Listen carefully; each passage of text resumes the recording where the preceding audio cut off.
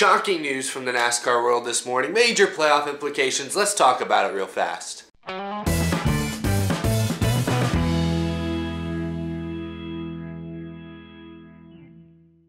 How's it going, everyone? My name is Eric and welcome to Out of the Groove. I'm filming this episode sort of impromptu. I planned on saving a bunch of stories for tomorrow's episode, but this morning I rolled out of bed and stumbled across some pretty shocking news, some pretty hugely important news, and I figured I gotta make a quick episode about it. This morning it was announced that Kevin Harvick would be penalized 40 driver and owner points and would have his crew chief suspended for the rest of the season. The team was fined $75,000 and actually also had the car chief is going to be suspended for the next 2 weeks as well. This is an L1 level penalty, the harshest NASCAR can give out, or it's in the harshest bracket at least. The team was apparently found to have violated a rule with the spoiler of the car. The rule that they violated referred to this section of the NASCAR rulebook. Section 20, chapter 4, numbers. The spoiler must conform to the CAD file and drawing as specified in a bunch of numbers and blah blah blah. Also mentions there that except as specified, the spoilers must be provided by the manufacturer. NASCAR was not entirely clear as to which of these rules specifically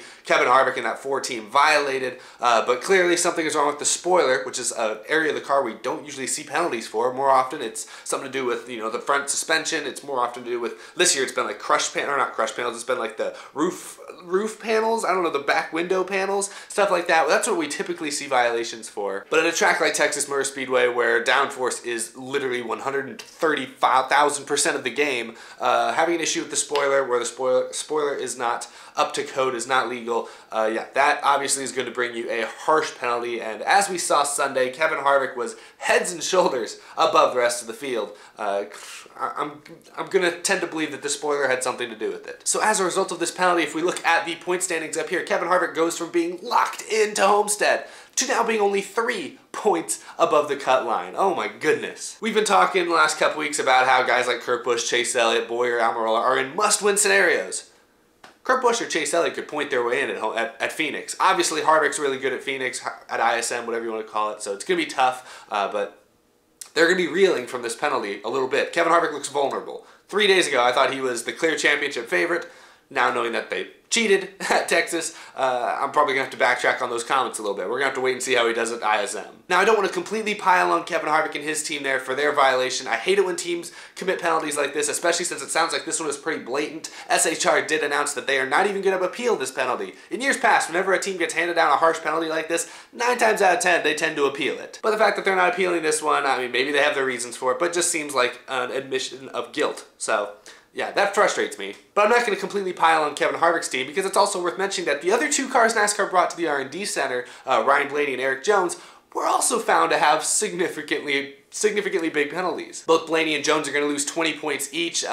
Blaney had an issue with the filler panels, and Eric Jones, they cited an issue with a package tray, some weird thing with airflow. I don't know exactly how these cars work. Definitely go check out the full reports for yourself. Maybe you'll be able to make more sense out of them than I can. All I know is that this is a huge blow to what was otherwise looking like a pretty easy cruise into the championship 4 and into a championship possibility for Kevin Harvick. This is a huge blip in that otherwise seamless transition. As someone who's at the race Sunday and got to watch Kevin Harvick just whip the field all day long and was not entertained by such a thing, I'm kind of disappointed.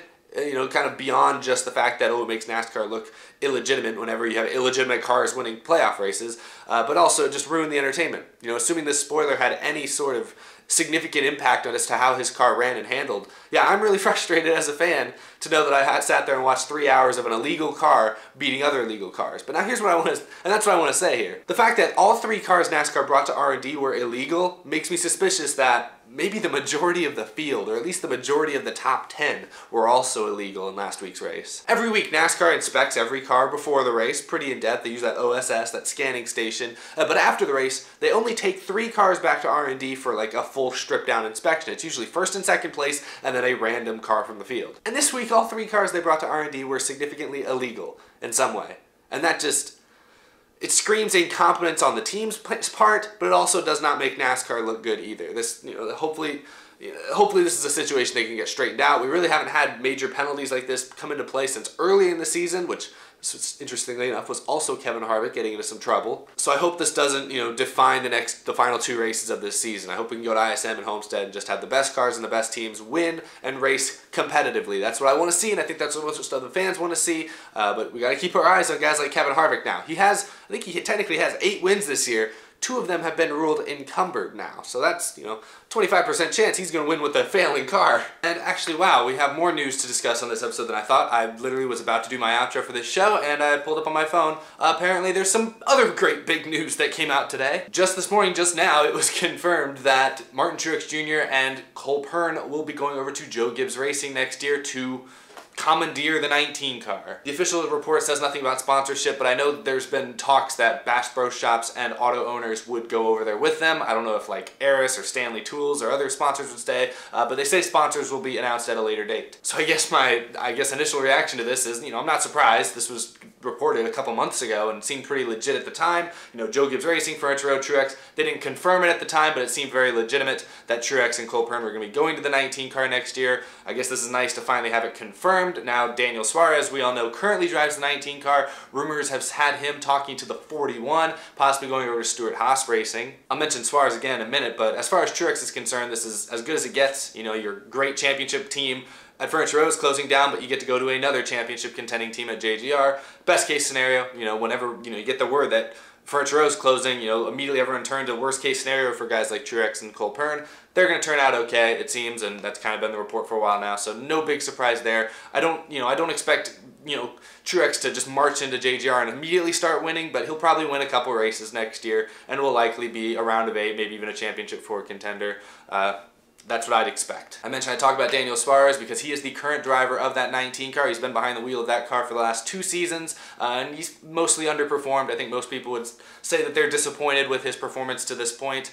Like I said earlier, the reports from ESPN, from Motorsport, a bunch of different people seem to suggest that Daniel Suarez is working out a deal with Stewart-Haas Racing to drive the 41 car. It's a little concerning to me that these reports have been kind of going on for a couple months now, and we haven't actually had a deal be struck yet, so that's a little concerning if you're a Suarez fan, but it sounds like from what I've heard, Daniel Suarez's future in the Cup Series is heavily reliant on what sort of a sponsorship he gets from Eris or from other people. Many people suspect that Eris could have played a part in getting Suarez into that 19 car as soon as he did. Rumors I've heard, especially from ESPN, suggest that Eris is considering the idea of sponsoring Suarez at SHR, even though I think they're still kind of locked into a part-time deal with Joe Gibbs Racing, so the question Eris has to decide is, do they want to sponsor 2 cars next year or not? If they do, assuming they do want to work with Suarez still next year, yeah, I think he'll get the 41 car, and I think he'll be just fine. We can talk about Daniel Suarez and his whole career and future aspirations in a whole nother video. There's too much to talk about for me to discuss right now. But as far as this sudden announcement comes, it kind of confirms what we've been believing this whole time. We're still waiting to hear if Kurt Busch is officially going to Chip Ganassi, which seems pretty likely. And then, yeah, silly season will continue to kind of show us its final form. But anyway, yeah, that's all I want to talk about here. A couple big stories on this Wednesday morning. Did not expect that when I rolled out of bed. Thank you so much for watching. You can follow me on Twitter, follow me on Instagram. You can become a sponsor of the show as well, like Cameron James, Michael Harrison, Tice Moore, and the rest of these amazing Patreon sponsors. For just $5 a month, you can also have your name featured on every single episode, as well as access to behind-the-scenes podcasts and extra clips as well. So thank you guys for checking that out. I'll be back probably tomorrow, actually, with a preview video for ISM, talk a little bit more about that, maybe if more news comes out as a result of this penalty. That'll be interesting to discuss as well. But yeah, hope to see you then. Thanks everyone for watching, as usual. I'll catch you later.